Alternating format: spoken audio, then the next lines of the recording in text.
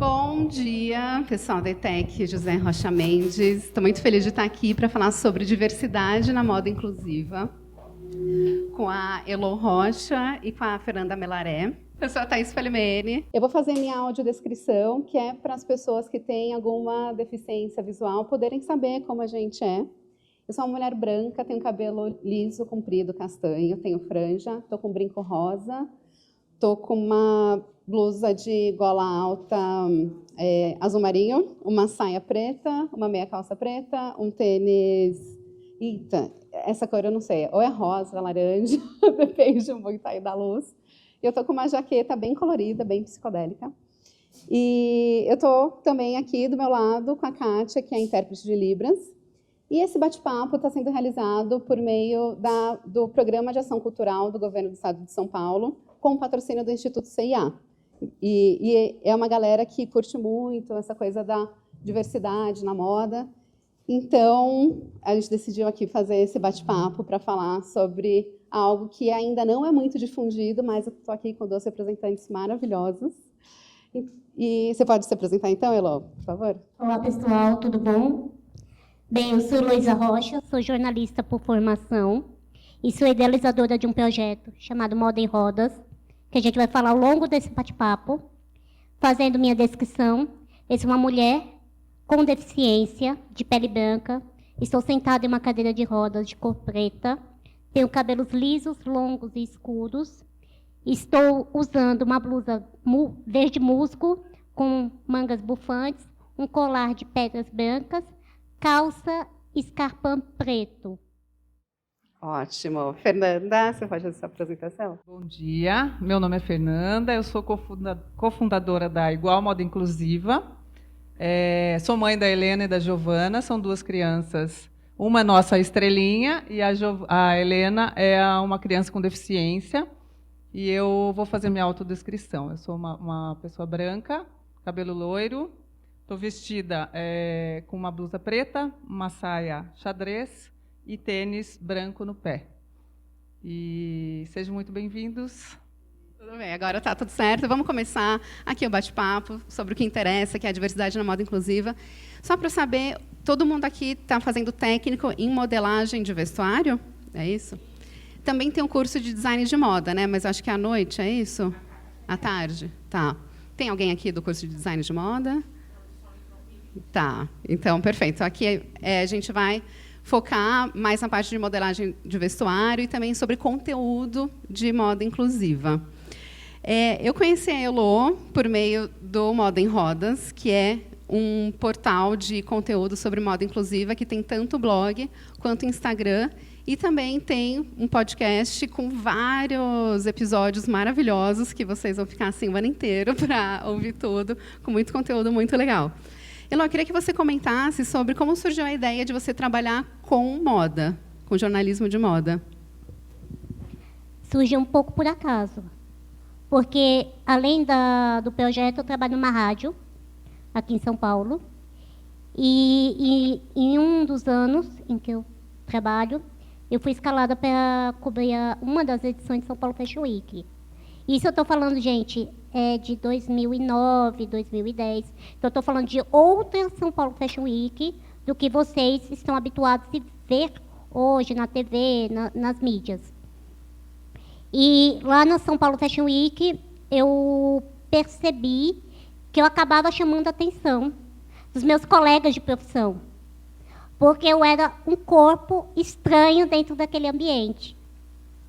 Então, imagine, um único corpo com deficiência circulando naquele ambiente de moda. Até então, corpos com deficiência e outros corpos, você não via corpos gordos, corpos pretos, se via, eram muito poucos.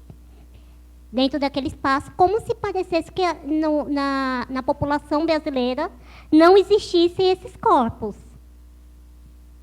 E aí foi, começando dessa cobertura, há uma necessidade de você estudar moda, você entender o que é o desfile, o que é entender o trabalho de um estilista, e me aprofundando no tema, eu fui percebendo que havia uma ausência, uma lacuna de produções e conteúdos voltados à moda para pessoas com deficiência. Como se pessoas com deficiência não se vestissem. Como se pessoas com deficiência não existissem. E sempre existiram e sempre se vestiram. Até porque, né, gente, o que vocês achariam se eu estivesse aqui sem roupa, né? Como eu vim ao mundo. E aí foi a partir disso que o Moda em Roda surgiu, contando bem brevemente. Inicialmente com os looks, eu não sei quem lembra, que acho que vocês não são dessa época, o look do dia, que todo mundo chegava e dizia o look que estava vestindo naquele dia.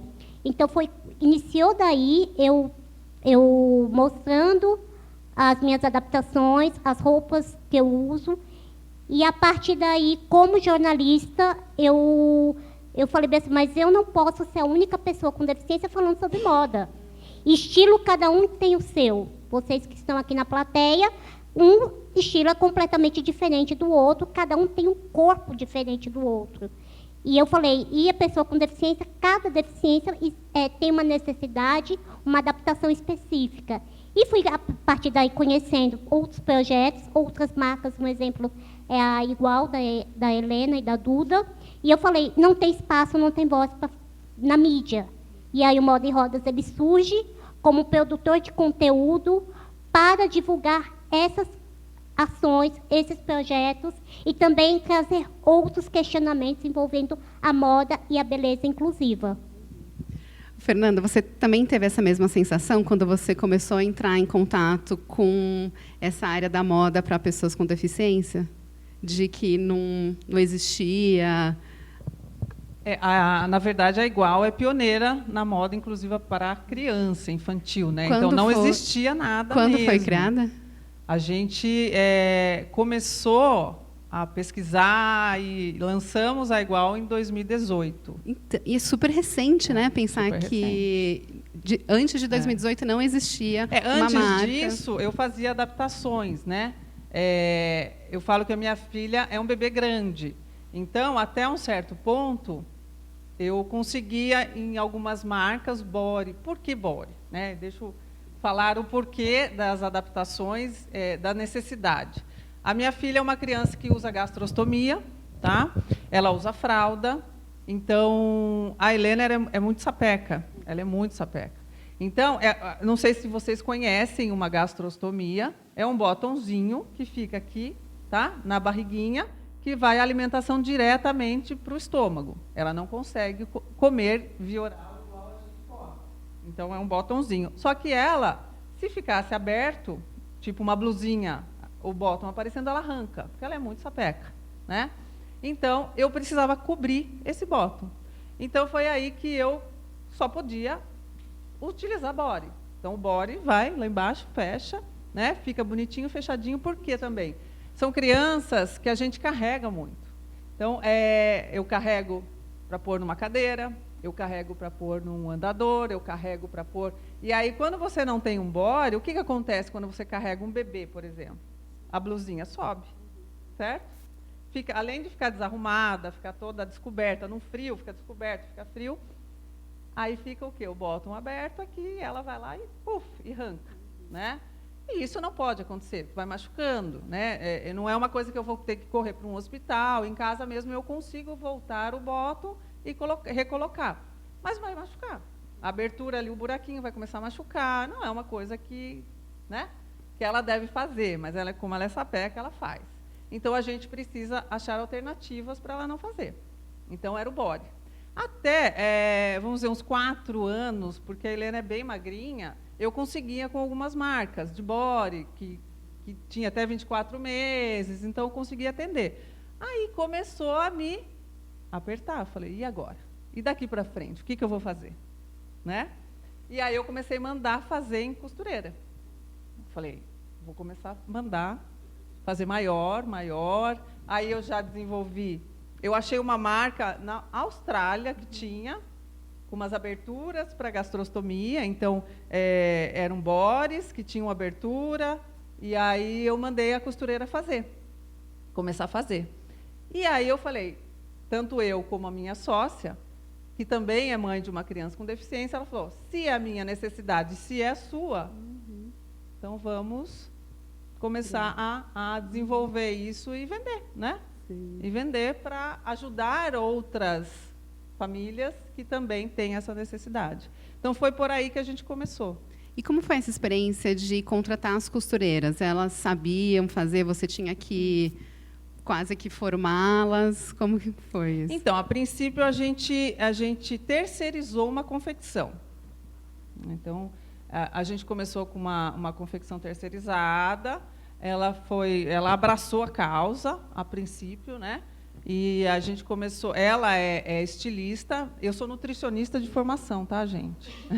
Eu sou nutricionista, então, assim, eu cresci, minha mãe teve uma confecção por 20 anos, então eu cresci dentro de uma confecção, eu tinha noção, porém eu não tinha formação.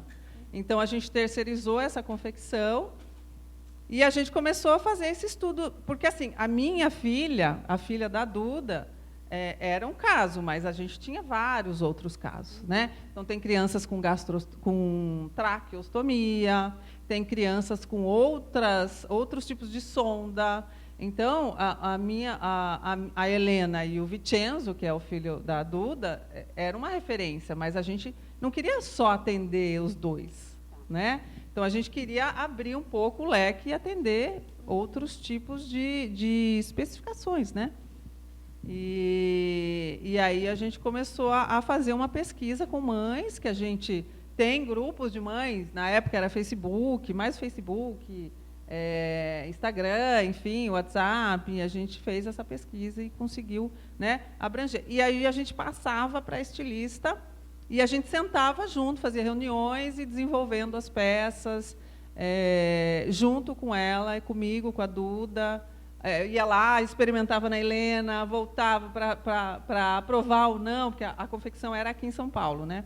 A minha sócia mora em Recife, então a distância para experimentar no Vicenzo ficava um pouquinho distante. Então foi assim que a gente foi desenvolvendo as peças, né? São muitos testes, né? Muito, muito. Até sair a peça mesmo final, a gente testou muito, muito. Né? A gente estava até comentando aqui antes que a moda inclusiva é muito plural, então precisa fazer testes, né? A gente estava falando dos pincéis, né, Elô? Você quer comentar um pouquinho? Porque moda, beleza, né? Tá tudo muito ligado, né?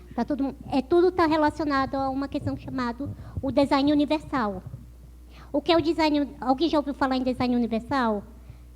O design universal é quando você pensa não é só em produto, em objeto. Ele também pode ser um espaço, ele pode ser um serviço, mas é onde você pensa numa questão, que aí é objeto, local ou serviço, em que todos possam ter acesso, todos possam utilizar. Então, você fala sobre esse design universal, que não é só uma parcela da população que pode usar. Então, no caso dos pincéis, foi projetado... Posso falar a marca? Claro, claro. É do Boticário, não sei se alguém ouviu falar, foi recente. É o pincel articulado da Make Be. E que pessoas com a dificuldade desse movimento de pinça, elas conseguem, com autonomia, usar maquiagem. Imagine vocês, já pensou se todo dia vocês tivessem que pedir para alguém maquiar vocês? E se essa pessoa não fizesse a maquiagem do jeito que você gostasse? Então, são essas questões que você vai pensando no design universal. Por isso que é importante, primeiro, ou você ter um conhecimento, conversar com aquele público com o qual você vai trabalhar, no caso, é a pessoa com deficiência. Foi o caso que a Helena acabou de dizer, ela conversava com mães, é uma rede. Ou vocês também incluírem o público com que você vai trabalhar para idealizar aquele produto. Esse pincel, além dele ter esse movimento, que ele dobra até acho que 360 graus, então ele não é que eu não posso fazer, ele não é fixo. Então, eu consigo fazer assim e ele dobra o pincel. Ele é quadrado e tem uma marca na ponta. Por quê? Porque ele é quadrado? Porque uma pessoa que não enxerga, ela pega o pincel, põe em cima da mesa. Aí ele rola e cai no chão. Aí ela só vai perceber quando ouvir um tec no chão. Se for tapete, é que ela não vai ouvir mesmo. E aí, imagine, o pincel cair no chão, sujou. Pessoas que não enxergam, como elas faziam para identificar o pincel? Porque tem um sinal na base para dizer se é de rosto, se é de blush, se é iluminador. Elas tinham que botar a mão no pincel. Elas sujavam a mão, elas sujavam o pincel, porque a gente tem, né? Às vezes a mão não está tão limpa assim, e aí você passa alguma Passa para o pincel e bactéria aí pro também pincel já... e você vai botar no rosto. Então, são essas questões que a gente fala do design universal. E isso é muito importante. Eu quero, assim, alguém já quebrou uma perna ou um braço? Sim. Levanta a mão.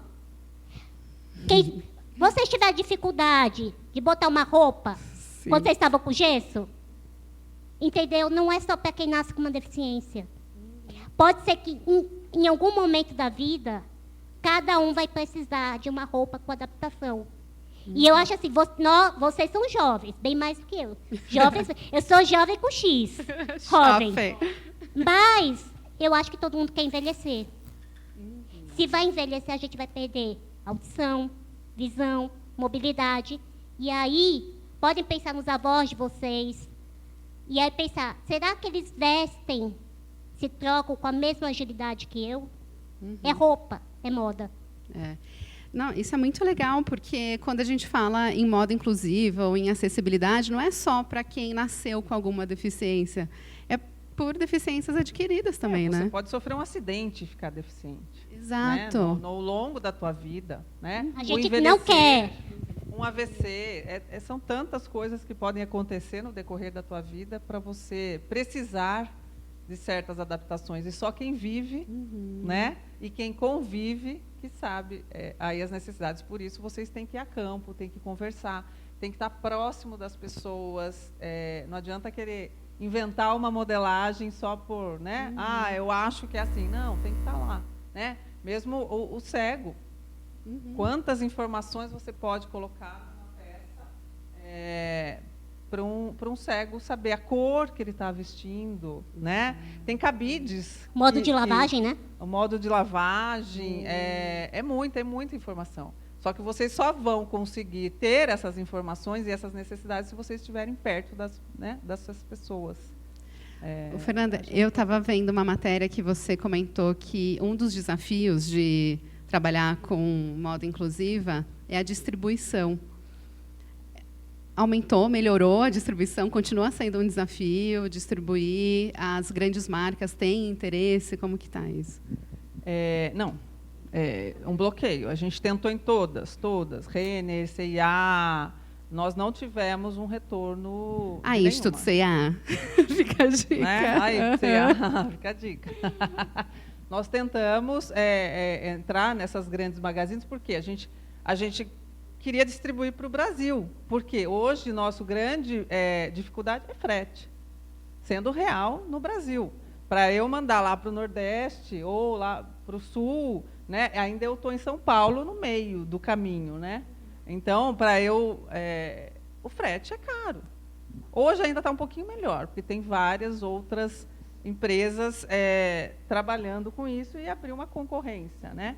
Mas quando a gente começou era só correio, né? Então é muito caro você distribuir, Então a gente queria alcançar essas grandes magazines para estar próximo de todo mundo, né? E a gente teve bloqueio, a gente não conseguiu acesso, não. Por qual motivo você acha que não há esse interesse? A gente não teve nem resposta. A Duda tentou, mandou e-mail, tentou acesso com todas. O custo de fabricação de alguma peça de moda inclusiva acaba sendo maior do que... Ela é um pouco maior porque ela tem mais detalhes, né? Por exemplo, um body nosso, ele tem botão na gola, ele tem botão na abertura da gastro, ele tem botão entre pernas. Uma calça, por exemplo, visando a facilidade para trocar fraldas, que as nossas crianças usam fraldas. Como eu falei, é um bebê grande. Então, a gente tem botão ou zíper em toda a extremidade entre pernas, shorts, saias, né? Então, a gente usa mais aviamentos do que uma roupa, né? sem essas especificações, né? Então, ela acaba sendo mais trabalhosa e, consequentemente, encarece a peça, né? Então, esse é um desafio. O tecido também, né? Só que aí o tecido a durabilidade acaba sendo maior também, né? A gente preconiza o algodão, por causa de respiração, conforto. Nossas crianças também, uma outra coisa que vocês têm que pensar, a criança com deficiência, até o adulto, né, com deficiência, eles ou estão deitados ou estão sentados. Então, encostados sempre, né? É diferente da gente que está em pé, então a gente não tem nenhum apoio em nenhuma cadeira, nenhuma cama, enfim. Então a gente tem que, é lei, pensar em conforto. Conforto, respiração, a parte das costas, não pode ter nada que cutuque, porque está encostado, né? Então imagine isso aqui o dia inteiro, né? Uma fivelinha, um botãozinho o dia inteiro ali, incomodando a pessoa, machucando aquela. Ou quando a gente está com um sapato que a gente usa aí por 2, 3 horas, que está pegando no dedão, a gente já fica, né, mega incomodado, faz uma bolha. Então imagina uma pessoa que está o dia inteiro, 24 horas, de segunda a segunda, encostado ou deitado. Então a gente tem que pensar nisso. Claro. Né? E como a gente tem falado, né, sobre diversidade nessa moda inclusiva, para cada deficiência um pensamento. Sim. E o conforto, né? A respiração. Um tecido sintético não respira, né? Então aquela criança vai suar, vai ficar mega incomodada, né? Então é outra coisa que a gente precisa. Então a gente usa o algodão ou no máximo aí com 3% de sintético ali, só para dar uma elasticidade, um conforto maior, porque o vestir também tem nosso desafio, né? Nossas crianças são espásticas, são duras. Então para você vestir, o tecido tem que dar uma esticadinha. O algodão 100%, ele estica, mas estica pouco a malha, né? Então, um pouquinho do elastano ajuda a gente nessa parte da elasticidade. Tá. Nossa, eu acho que a gente entrou bastante nessa parte de modelagem do vestuário. Se vocês tiverem alguma dúvida e quiserem fazer alguma pergunta para a Fernanda ou para a Elo, é só levantar a mão que a gente leva o microfone, tá? Elo, eu queria que você falasse sobre a sua experiência de comprar roupa. Como que sempre foi, mudou? A minha experiência, eu acho que é igual a uma grande parcela de pessoas com algum tipo de... com alguma deficiência ou com alguma mobilidade reduzida. Porque, além de ser uma pessoa usuária de cadeira de rodas, eu tenho baixa estatura. Então, para quem tem baixa estatura, uma pessoa com nanismo, imagine, a grade de adulto não me serve e a grade infantil não atende a minha idade. Também não me serve. Por que não lhe serve, Heloísa? Porque eu tenho seio e uma criança não tem seio. Então, imagine, uma camisa não fecha. Não fecha. Simplesmente não fecha. Então, tem essa questão quando a gente fala de modelagem, né? Então, assim, mas quando você fala população com nanismo, eu sempre coloco a condroplasia, que é o tipo de nanismo que o pessoal, a população mais conhece, que tem um tipo de corpo, biotipo diferente do meu. Eles, por exemplo, eles fizeram a vida inteira adaptações. Então, às vezes, uma bermuda mais comprida vira calça. Porque o que acontece? Eles têm o quadril é mais largo. O quadril é de adulto, mas a perna é mais curta. Aí é sempre assim, camisa que tem que fazer adaptação, você tem que mudar desde o ombro, e assim, você puxa aqui, aí tem a questão da cava aqui embaixo. Aí você não pode puxar tanto. Então, é difícil comprar roupa, é mais custoso. Pense, vocês vão ter uma festa, vocês vão para a balada amanhã, vai ter fim de semana, precisa de uma roupa nova. Eu vou no shopping, compro a roupa, e está tudo certo, e estou pronta para a festa. Pessoas com deficiência, não. Tem que ter um planejamento. Tem que ter Imagine você planejar uma festa que vai acontecer, porque você não tem uma roupa para usar. Então, porque pessoas com deficiência têm que comprar, Aí, ou ela vai fazer adaptação em casa, ou ela vai mandar para a costureira. Se ela fizer em casa, não vai ficar igual como saiu na loja. E se fizer com a costureira, talvez também não fique. Aí você... Só que ainda tem um custo, porque é o custo que sai da loja, mais o custo que sai da costureira. Então, você vai ver, no final das contas, tem toda essa questão, no final, da questão da dificuldade da roupa. Eu, no meu caso, eu sou neta e sobrinha de costureira. Então, eu tenho uma tia que faz adaptação, mas sou eu, Heloísa. E as 18 milhões e 600 mil pessoas com deficiência no Brasil? E aí tem uma questão que a Helena botou, que assim, ela foi procurar uma confecção. Eu pego muito no Moda em Rodas de mulheres com deficiência e falo bem assim, eu não encontro uma costureira no meu bairro. Ou eu vou numa costureira, a pessoa me olha e fala bem assim, eu não estou acostumada a trabalhar com esse corpo. E aí, elas ficam sem roupas. Você já passou por isso, Fernanda, de ir em alguma costureira e ela falar, não sei fazer isso? Hoje, a grande dificuldade minha é isso, a produção. Tá? Essa produção inicial, depois de um certo tempo, a gente começou a ter conflitos enfim, da produção, e ela não me atendia a certas coisas, e a gente acabou parando com ela, e aí começou a luta, né, de procurar uma nova. Aí veio a pandemia, né? Nós tivemos aí, a gente teve um crescimento gigante em 2019, 2020 veio a pandemia, né? Aí deu aquela esfriada.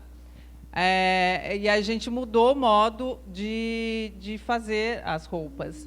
A gente procurou um ateliê pequeno, né? A profissional era estilista e costureira, então a gente começou a fazer com ela, pequena produção, isso que aumenta mais ainda o valor de uma peça, né?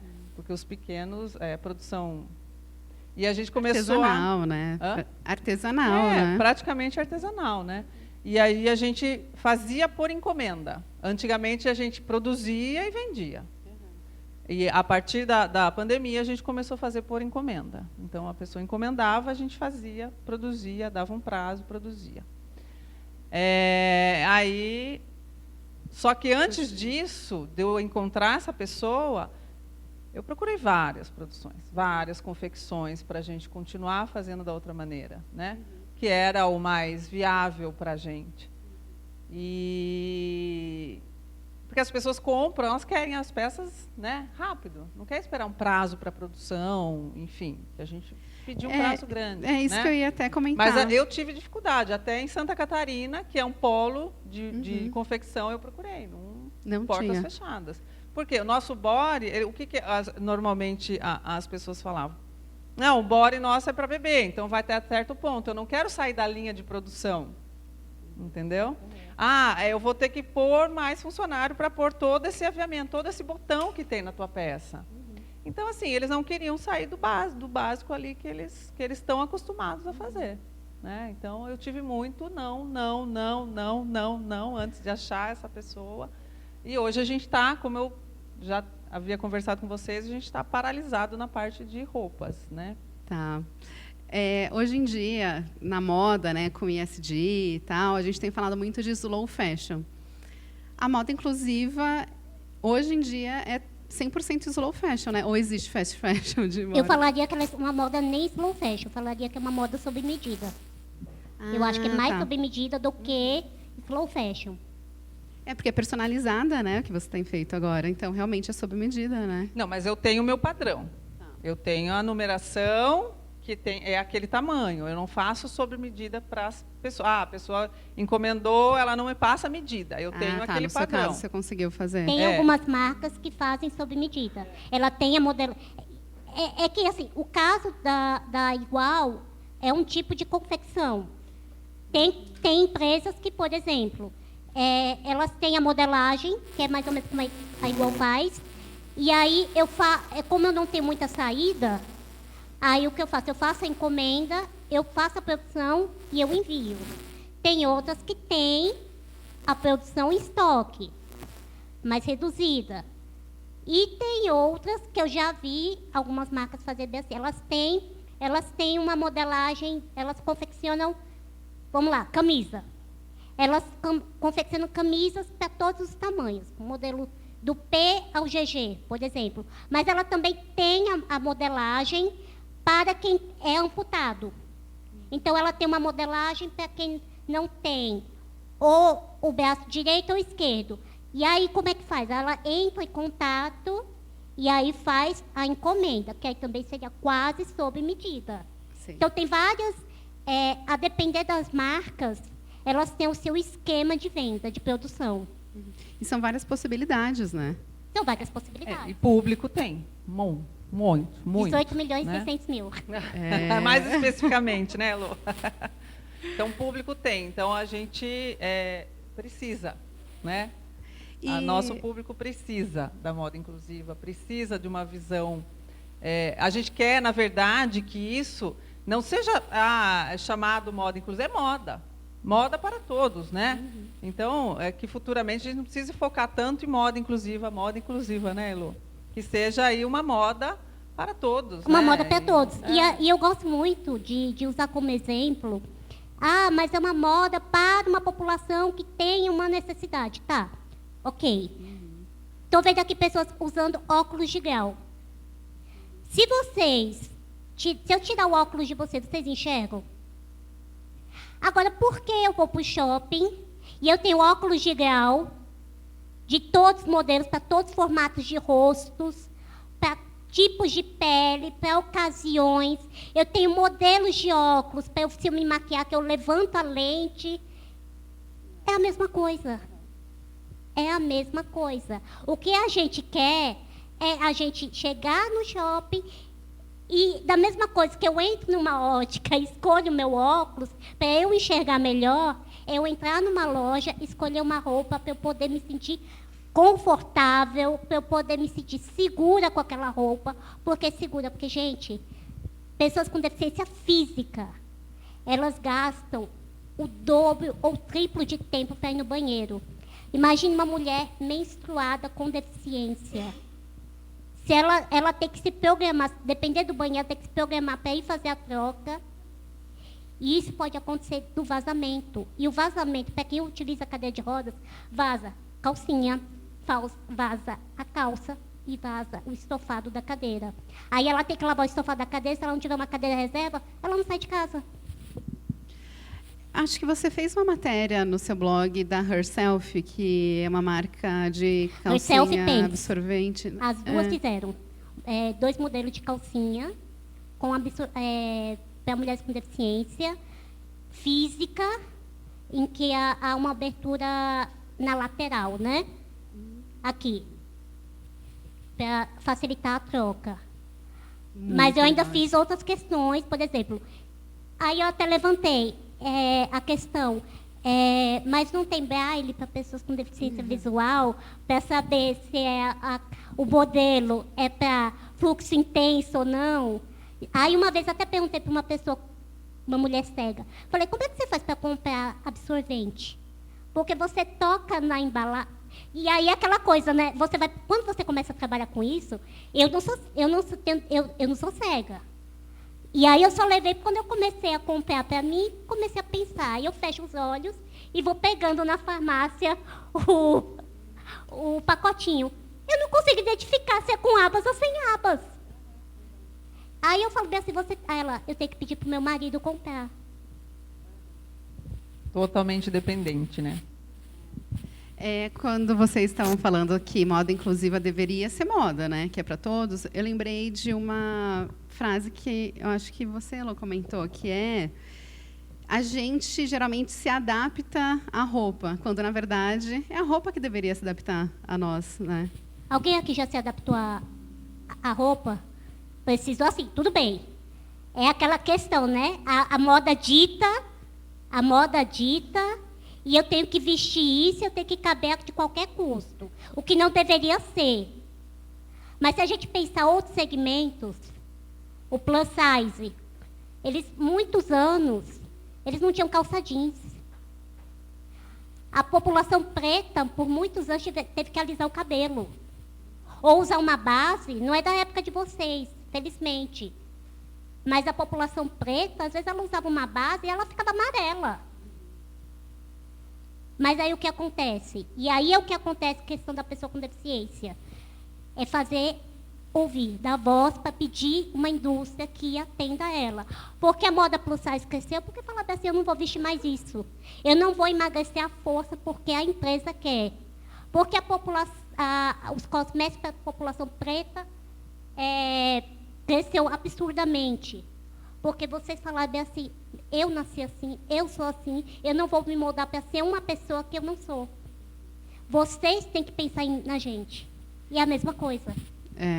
E tem uma outra coisa também, que às vezes a gente acha que nunca vai precisar de algo relacionado à moda inclusiva, mas a gente pode precisar. O que é diferente, por exemplo, de maquiagem para diferentes tipos de pele. A gente sempre vai ter uma mesma cor.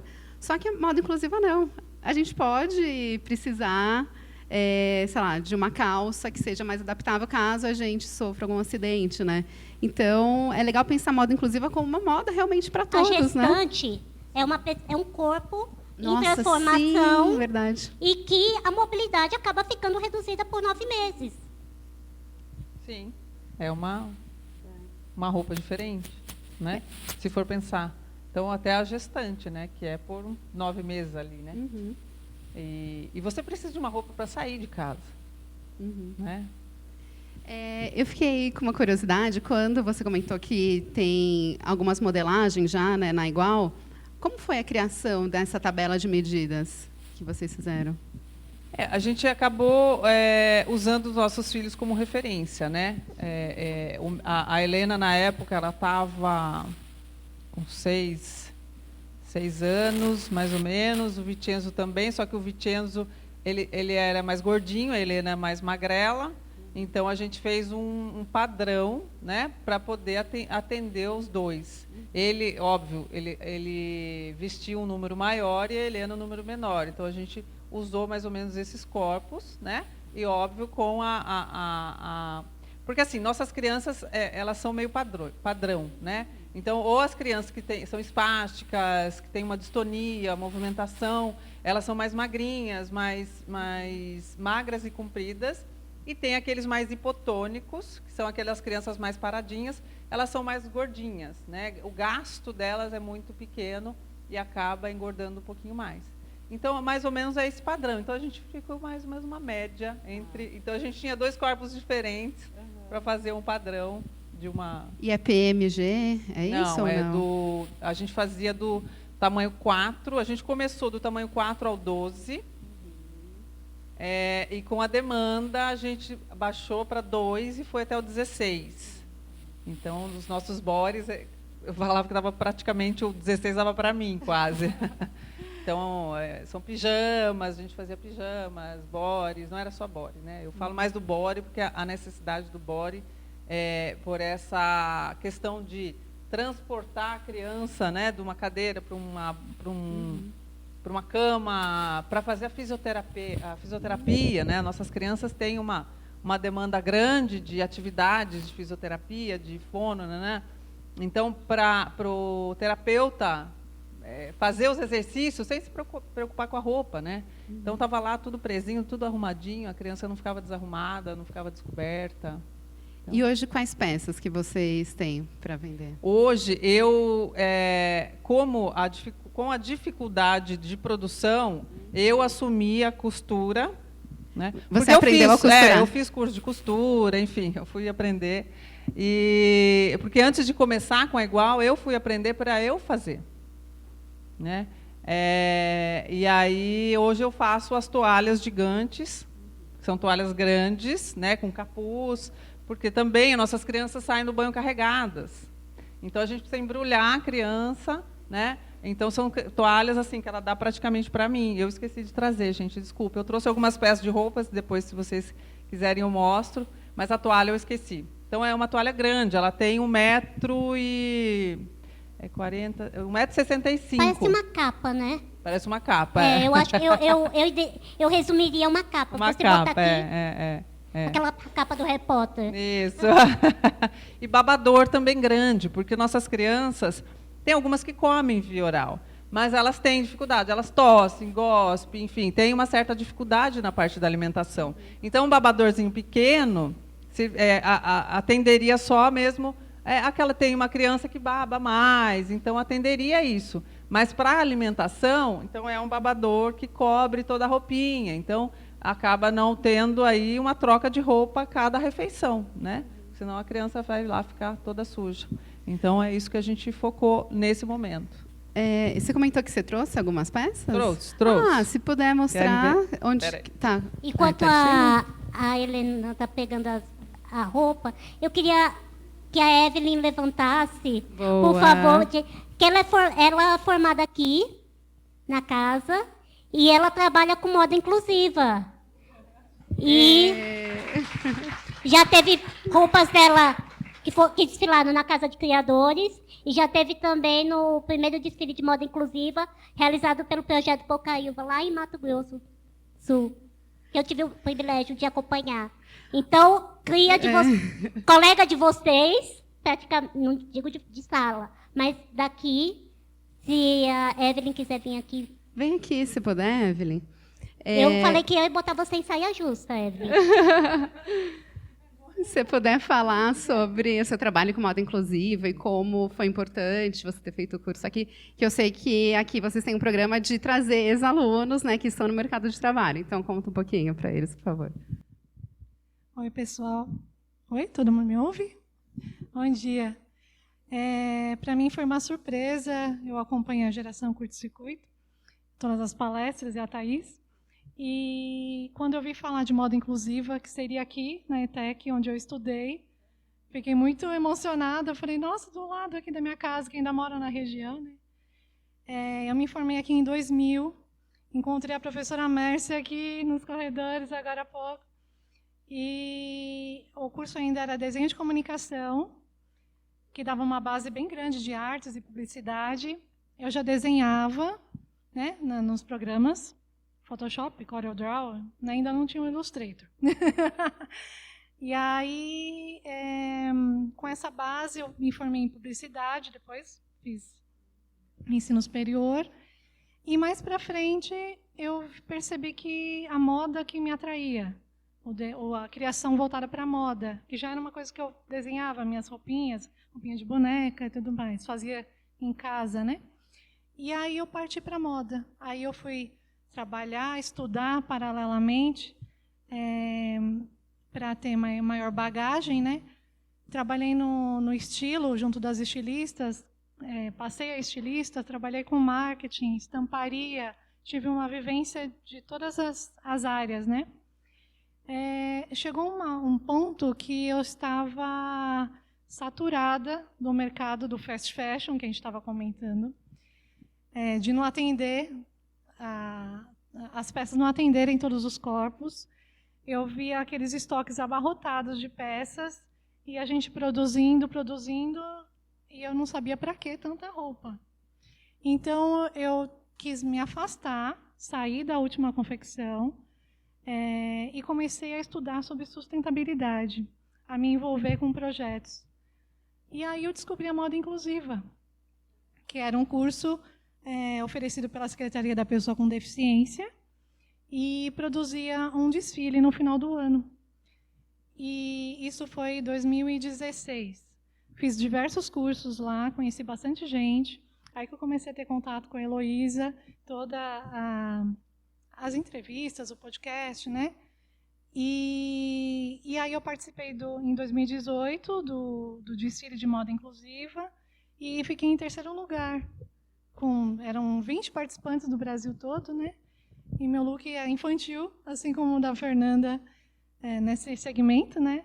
E aí eu continuei estudando e eu não tenho marca própria, mas eu presto consultoria, presto oficina, workshop, vou em faculdades ou universidades, né, para falar sobre moda inclusiva, porque ainda no curso de design de moda ou vestuário é muito difícil falarem de moda inclusiva, é um assunto novo ainda, né? É um assunto que ainda não é muito comentado. Então, o pessoal pensa no padrão, naqueles modelos que a gente vê, né? Isso, exatamente, que a gente vê tanto nos desfiles. Aí você fala, eu não me vejo ali, né? E aí, eu penso que agora que está começando uma maior divulgação, como o Plus Size, que vocês comentaram, trazer toda essa representatividade, né, através da moda. Porque a moda, a gente se comunica. Como que você vai comprar uma roupa que se adequou, que você vai ter que levar porque foi a única que coube em você, ou a única que você encontrou porque vai precisar de ir a um evento, algum lugar assim? E isso mexe com a autoestima, né? Exatamente. Quem é que não tem autoestima abalada, você leva 30 peças para o provador e no final só fica com uma. Exatamente. Então, quando você encontra uma marca que se adequa ao seu corpo, mesmo que você tenha que fazer algum ajuste, mas que seja pouco, que não tenha esse custo que a Elo comentou, né? Tem que comprar, depois você tem a costureira, depois, quando você vê no final, você pagou o triplo do valor da peça. Então, não dá também para você ficar fazendo isso toda hora, né? Então, se você tem alguma marca alguém que se interessa, como você também comentou, Fernanda, eu também tenho essa dificuldade de encontrar, porque eu faço consultoria para algumas empresas. Então, você encontrar um profissional, uma modelista, uma costureira, e depois o acabamento, para você encontrar algum ateliê, alguma empresa para você que preste serviço e que abrace esse desafio, não é fácil. Então, muitos, você já tem o não já... O não é garantido. O não é garantido. Aí, então, você tem que ir conversando. Não, mas e se a gente fizer assim? Você vai se adequando. Aí vai, o modelista fez. Perfeito. Vamos agora para o corte e costura. Aí barra na costureira. Ai, mas desse jeito? Não, mas assim não dá. Não estou acostumada a fazer assim. Não, mas vamos tentar um novo? Vamos abrir a mente? Né? Para a gente ir se adaptando às modelagens, aos corpos, né? Isso aqui vai atender a maior diversidade, né? Então, é assim, é trabalho passo a passo, de formiguinha. Tem um campo, exatamente, porque tem uma quantidade de pessoas, que vocês já citaram também, que estão no mercado, trabalham, estudam, fazem... Vão para a escola, ou vão para a fisioterapia, como a Helena disse. Exatamente. E tem que ter roupa até aí, não tem jeito. Assim como a moda, todos os espaços têm que ser adequados também, acessíveis, né? Para o ir e vir, deslocamento, né? Então, é um nicho ainda pouco falado. A gente está fazendo aqui, né? Uma gotinha no oceano aqui. É um trabalho de formiguinha, de né? De formiguinha, mas para atender a diversidade de corpos que estão aí, precisando. Então, é um mercado promissor, um mercado que está ainda galgando, né, os passos, mas tem tudo para alavancar, né? E eu falo que a pessoa com deficiência, ou uma criança com uma deficiência, antigamente eram escondidas em casas, né, Elo? Hoje, então, saía na rua, era uma pessoa estranha entre a população, né? Eu posso falar, você falando de criança, quando eu nasci, isso minha mãe que está no palco, ela conta. É que eu não contei a minha deficiência, vou falar bem rápido. Eu nasci com uma condição rara, genética rara, que fratura com muita facilidade. Então, eu tive fratura ainda dentro do útero da minha mãe, se chama osteogênese imperfeita, popularmente conhecida como ossos de vidro de cristal. Eu tenho 40 anos, não escondo minha idade. Então, quando eu nasci, quando minha mãe ia vestir uma roupa em mim, eu quebrava. Hoje não mais. E aí o que acontecia? Ela só botava por cima de mim um lençol. E a fraldinha. E acabou. Minha roupa era um lençol. E aí não saía na rua, né? Dificilmente. Não, porque eu quebrava. Mas eu digo que hoje, com as redes sociais, né? Hoje as crianças não ficam mais escondidas dentro de casa, né? Então a gente está na rua, a gente tem os as cadeiras adaptadas, porque minha filha ela precisa de adaptação na cabeça, tronco, em tudo, porque ela não fica sentada sozinha. Ela cai, ela é diferente da Elo, né? A Elo tem a autonomia de ficar sentada. Tem sustentação, a Helena não tem. Então precisa de um aparelho para segurar a cabeça, tronco. Então ela é totalmente dependente, né? Mas hoje a gente tem equipamentos para isso, para a gente sair para a rua com essas adaptações. Então nossas crianças estão pelas ruas, estão nas redes sociais. Então hoje a gente não é mais visto como o estranho, porque até alguns anos atrás eram pessoas estranhas ali e provocava olhares de todos os tipos, né? Hoje eu acredito, e a moda é isso. A gente está ali, as pessoas com deficiências pedirem, né? Lutar por isso também. Ocupar os né? espaços que a gente existe, né? Não, mas e a gente não vai deixar de existir. E lutar pela a gente roupa, vai lutar, pelas marcas. E vocês que lutem pela nossa existência. E vocês que estão estudando, né? Lutar por isso também, né? Ter uma visão para isso, porque tem público, né? Ó, a Elo falando que ela precisa mandar para uma costureira, né? Então a Elo é só um caso aqui, né? A minha filha é só um caso aqui. Então tem 18 mil, como é, Elo? 18 milhões?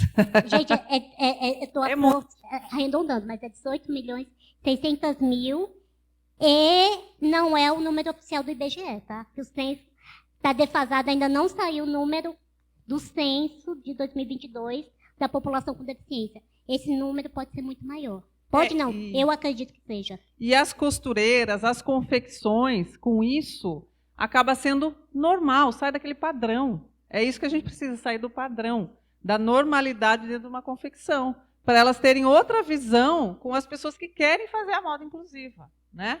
Então, se torna um normal, como eu digo, que as nossas crianças hoje estão na rua, são consideradas corpos, né, normais, pessoas normais. O que é normal? Normal não, estou falando errado. Estou falando errado. Não é normal. Crianças sem deficiência, né? Falei uma besteira aqui. Então, é considerado corpos diversos e não é olhado estranhamente, né? Porque até alguns anos atrás era nossa, né? Tem muito conteúdo para a gente falar. Temos 3 minutos para terminar, porque a Elo também tem uma segunda jornada. Mas eu né? queria que a Helena mostrasse pelo menos uma peça, né? Isso. Eu acho interessante aqui. Pode ser. Evelyn, obrigada, viu? Depois a Evelyn vai estar disponível aí para conversar com vocês. Agora a Fernanda vai mostrar... Bom, então eu vou mostrar mais ou menos o body nosso, tá? Então esse seria um body. Esse aqui que eu falo que é a abertura para a gastrostomia. Nossas crianças, tem crianças, a Helena não, mas tem crianças que elas têm traqueostomia. O que é uma traqueo? É por onde elas respiram. E elas são totalmente dependentes de oxigênio. Então não dá para ficar tirando a tráqueo para você vestir uma blusa ou um body por cima, por exemplo. Então a gente tem o quê? Tem que ter a facilidade da criança vestir por baixo. Então, os nossos bodies, eles têm abertura aqui, na parte superior. Então, a facilidade de se vestir um body por baixo, né? Então, a gente tem a abertura aqui para trocar a fralda, que é a parte entre pernas, tá?